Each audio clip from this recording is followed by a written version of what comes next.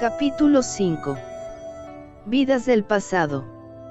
Lo importante de hurgar en nuestras sombras es no dejarnos arrastrar por ellas y quedarnos clavados en la culpa o el error, sino tomar impulso de ello y superarlas para acercarnos cada vez más a la luz. Suena sencillo en la teoría, pero en la práctica puede que nos lleve vidas llevarlo a cabo. Dicen que el espíritu en su sabiduría, tiene perfecta memoria de lo que en cada vida tiene que hacer. Sin embargo, nuestra mente consciente, nuestra mente humana, no. Solo tenemos un dejo, un pequeño reminiscente del sagrado deber, mas eso es suficiente. Si ponemos atención a esos indicios que nos señala el alma, a esas sutiles pistas que esparce sobre nuestra vida, encontraremos el camino para ir armando el rompecabezas de nuestra verdad.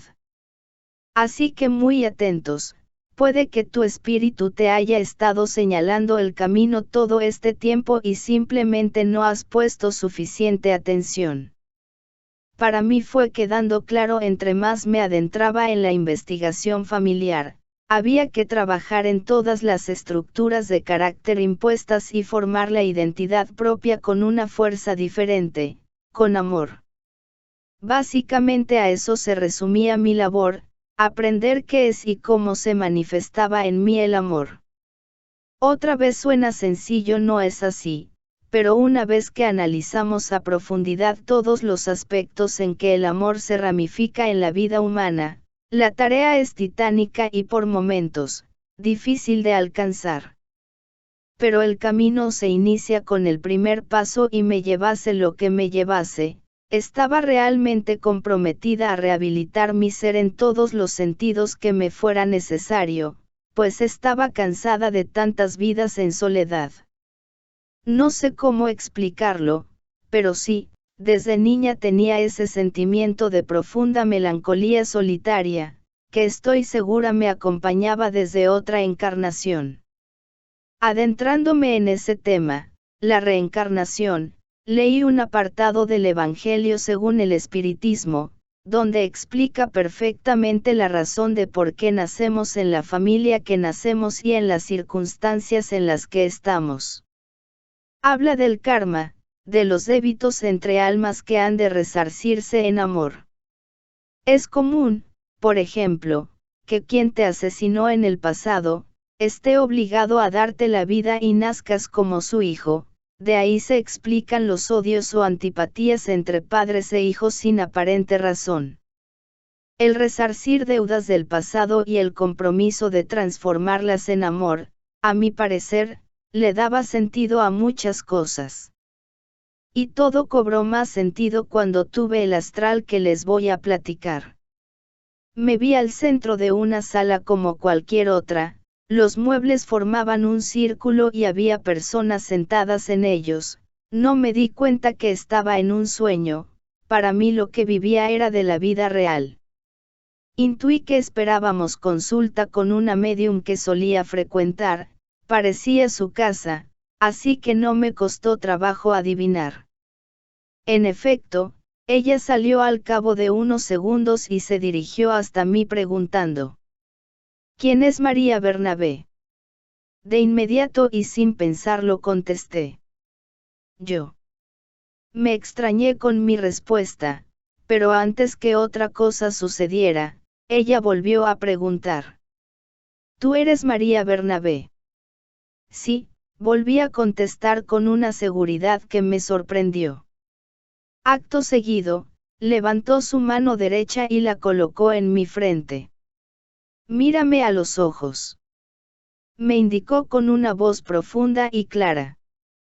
De inmediato su figura cambió, ya no era ella, la señora de figura blanca y delgadita, sino una mujer más robusta, tipo indígena, de pelo largo y maravillosos ojos cafés en los que se podía ver el universo. No tengas miedo. susurró al notar mi desasosiego y así de la nada, en el sueño comencé a llorar. Una emoción grande me invadió por completo, pues sentía un profundo amor por esa señora que de alguna manera sabía se llamaba Juana y era mi pariente, quizás una abuela en una vida anterior. Ella me miró con un amor que no había visto yo en esta vida y me dio la seguridad de que todo iba a estar bien. Parpadeé un poco y en lo que dura un instante, desapareció. Seguía yo sentada al centro de la sala y las personas a mi alrededor también lloraban. Quise preguntarles, quise indagar un poco, me daba ya cuenta que estaba en un astral y quería saber más de lo que sucedió. Pregunté si habían visto a Juana, la señora de los ojos hermosos, o si solo habían visto a la médium, y respondieron que lo que yo vi fue porque me abrieron el tercer ojo y era una experiencia solo para mí, aunque bien podían sentir mis emociones y eso les hizo llorar.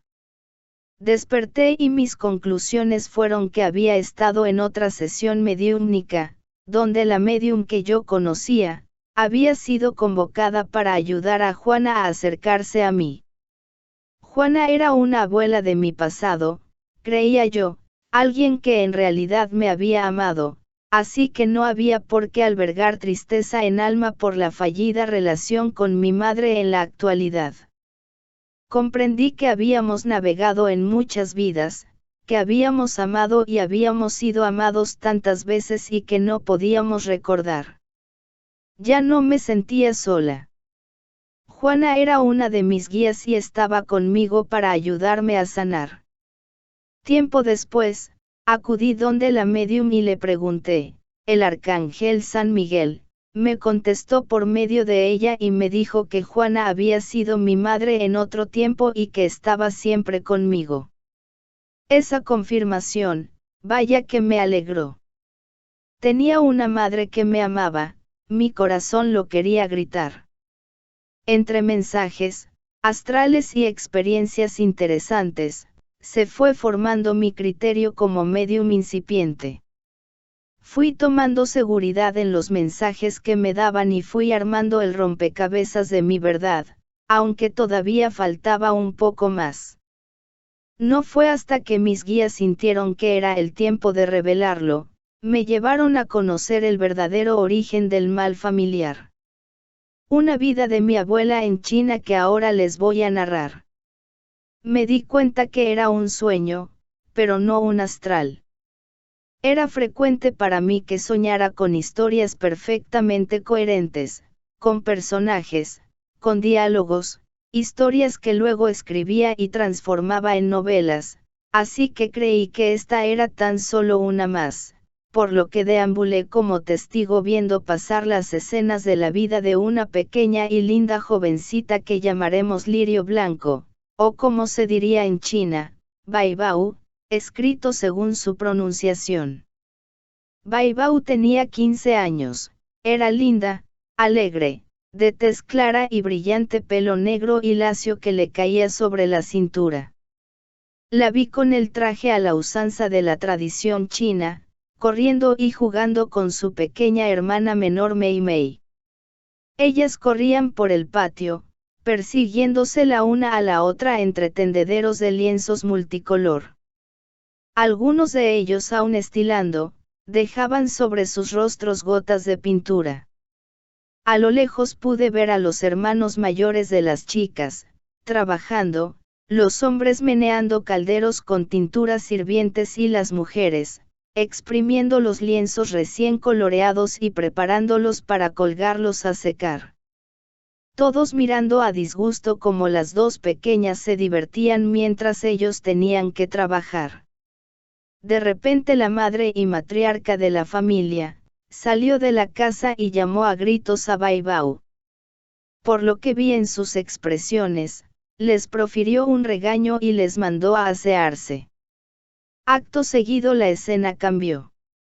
Era casi de mañana, justo en el momento que las tinieblas de la noche comienzan a disiparse y en el horizonte se pintan ya los colores claros anunciando el sol. Había neblina en el patio, Ahora vacío, ningún lienzo a la vista, ningún ser alrededor. Baibao apareció como fantasma, pasos lentos, semblante desencajado y una tristeza que le ahogaba el corazón. Se abren las puertas de su casa y sale su madre a recibirle, le abraza más por fuerza que por gusto y le dice: sécate esas lágrimas, ni que fuera para tanto. Te has deshecho de un estorbo. Ahora podrás ayudar a sostener a tu familia, ya era hora de que empezaras a trabajar. Baibao, aferrada a ese abrazo frío y áspero, buscaba en su madre una comprensión que no iba a encontrar jamás. Sintió el golpe funesto de sus palabras y con los ojos suplicantes, buscó la mirada de su papá, quien como siempre, agazapado tras una puerta, era testigo mudo de las atrocidades de su esposa, quien, por una buena cantidad, había sido capaz de vender la inocencia de su hija al mejor postor. Cambia la escena y ahora es de día. Observó cómo la pequeña Mei Mei trata de alentar a Baibao a jugar con ella, mas la joven aturdida, avienta sin miramientos a su hermanita y ante las miradas burlonas de los demás hermanos, que igualmente, proseguían en sus labores, quiso escapar, mas una de las hermanas mayores, le salió al paso entre los lienzos colgantes y la encaró. De nada te sirvió ser la más bonita, le dijo con sobrada envidia. Ahora eres la misma basura que nosotros. ¿A que ya no te crees mejor, verdad? Baibao se soltó en lágrimas y no podía comprender por qué tanta crueldad. Después de todo se preguntaba, ¿qué le había hecho ella a sus hermanas, a su madre, a su familia, para que la trataran así? No hubo tiempo ni de figurarse una respuesta, cuando de la casa volvió a salir la madre junto con el anciano rico, que, satisfecho con la flor cortada, volvió por más. Vas a vivir como reina, le decía ella a su hija mientras le acicalaba la cabeza y le profería las caricias tiernas que siempre le negó. No te olvides de tu familia. Ahora vas a estar en posición de ayudarnos, comentó con cinismo. Baibao, entendiendo a medias lo que sucedía, cayó en cuenta que había sido vendida. El hombre ya la tomaba del brazo para llevársela y ella, en un intento desesperado, buscó la mirada de su padre una vez más. Basta decir que no la encontró, pues el hombre acobardado, solo lloraba agazapado en un rincón. Igual que Mei Mei, quien no atinó más que abrazarse a las enaguas de su madre con temor. Cambia de nuevo la escena y veo a una Baibao sumamente amargada, viviendo una vida cómoda pero falsa, llena de resentimiento hacia todos. Con muchos hijos, con muchos sirvientes, pero siempre con la encomienda de prepararle un té de hierbas especial a su amo y señor. Lo único que la hace feliz son las visitas de Mei Mei, mas en una de esas tardes, pudo notar el interés que el viejo padre de sus hijos le ponía ahora a la adolescente hermosa en la que se había convertido su hermana, así que, sin mucho pensarlo, ideó un plan para envenenarlo, sustituyendo las hierbas de su té. Una vez consumado el acto, a nadie le sorprendió la muerte del viejo, ni averiguaron al respecto. Un tipo como ese, ya estaba viviendo años de más. Baibao quedó como su heredera y eso endureció aún más su corazón. No la conmovieron los deudores que pedían clemencia, ni su propia madre que suplicaba más dinero alegando sus obligaciones con la familia, no la conmovieron ni sus hijos, a los que al crecer advirtió, no recibirían ni un beneficio de su fortuna. Trataba de llevar una relación, digamos, normal, con ellos, pero en su interior, su gran verdad era que los odiaba, pues eran producto del abuso de su persona durante toda una vida. Todo mundo la odiaba, se comportaban bien delante de ella por interés, claro, esperando obtener beneficios de algo, pero no la soportaban y no era para menos, trataba a la gente con un desprecio descomunal. La única que conseguía algo de ella, era Mei Mei. Ella la animó a hacer obras de caridad, a ser más amable con los empleados y hasta a intentar restablecer relación con sus hijos que habían optado por alejarse. No logrando nada con los hijos, Mei Mei la reunió con sus nietos, ya cuando le pesaba la edad. Sin embargo, ese corazón amargado, ya no podía sustentar felicidad. Sentía que ese era un privilegio de pocos y a estas alturas ella no albergaba ninguna esperanza de ser feliz. Mei Mei siempre tuvo su protección y cuando los tiempos cambiaron y se le permitió estudiar a las mujeres, su hermana le pagó una buena educación. Lo que más amaba era escribir, y un día, escuchando las historias de su hermana, que, por cierto, era una maravillosa cuentacuentos, se le ocurrió hacer un libro con ellos. Bai Bao, incapaz de negarle algo, accedió. Pasaron cientos de tardes bajo los árboles del jardín contando y escribiendo las historias y entre más se adentraban en ello, Mei Mei se preguntaba los porqués de la vida de su hermana. Apenas si tenía recuerdos borrosos de aquel día de la venta fatal, ni siquiera era consciente de ello, así que le preguntó. Bai Bao le contó la crudeza de su verdad y creyendo que sería buena idea, Mei Mei cambió el contenido del libro, no escribió los cuentos, sino la historia del lirio blanco, de su inocencia perdida y su desamor. Para sorpresa de todos, el libro fue un éxito, al punto que periodistas rodeaban la casa de Bai Bao. Sus hijos no paraban de llamarle al teléfono y la gente en la calle la veía con compasión y eso fue más de lo que ella podía soportar. Corrió a su casa enojada al ver el ejemplar del libro que Mei Mei días atrás le había obsequiado y avergonzada por el contenido, se encerró en su casa para no salir nunca jamás. Mei Mei creyó que le iba a hacer un bien a su hermana, pero adolorida tuvo que aceptar su responsabilidad y pedir perdón en su puerta, que jamás se abrió. A estas alturas de la historia, me resonaban tantas cosas que me comenzaba a preguntar qué sueño era ese y cómo por arte de magia, fui removida de su lejano pasado y depositada en una nueva escena en la cocina de mi abuela Benita. Fue tan radical el cambio, que me asombró. Me giré sobre mí misma para apreciar la escena y vi a mi abuelo Clemente, sentado a la mesa a un lado de mi abuela. Ella, con sus manos ocupadas, haciendo algo que no alcanzaba a percatarme que, me dijo con voz llorosa, ahora ya conoces mi vergüenza. Su vergüenza, reflexioné para mí.